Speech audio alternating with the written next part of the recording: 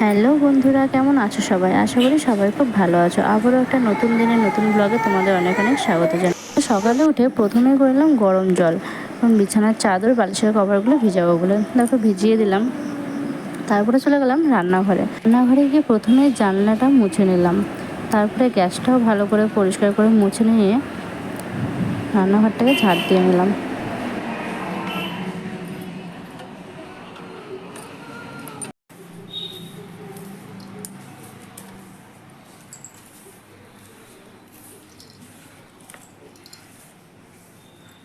রান্নাঘর ঝাড় দেওয়ার পরে ওই ঘরদোর ঝাড় দিয়ে মুছে নেব। দেখো ঘরদোর ঝাড় দিয়ে মোছা হয়ে গেছে। তারপরে বসলাম চা খেতে। চাটা খেয়ে ঘরে গেলাম, দেখি আমার মেয়ে ওর দাদুর কাছে নালিশ করছে আমার নামে। আমি নাকি সবসময় ওকে মারি। তুমি আমার নামে শুধু মিথ্যা কথা বলো। আমাকে দেখে আবার দুষ্টুমে হাসি দেওয়া হচ্ছে। তারপরে চলে গেলাম আমি রান্নাঘরে। দেখো সকালের রান্না আমার কমপ্লিট। দুধ চাল দেওয়া হয়ে গেছে, ডাল হয়ে গেছে, আলু ভেন্ডি ভাজা করেছি, পটল ভেজেছি আর বেগুন ভেজেছি।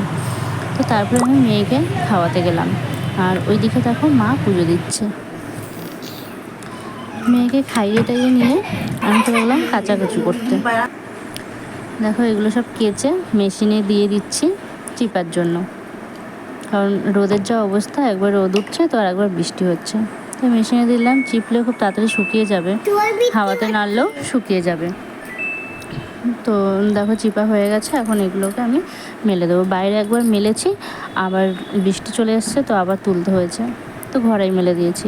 তারপর দেখো আজকে দুপুরে রান্না হয়েছে রুই মাছের কালিয়া, আর হয়েছে আলু মূলো বড়ি দিয়ে মাছের ঝোল।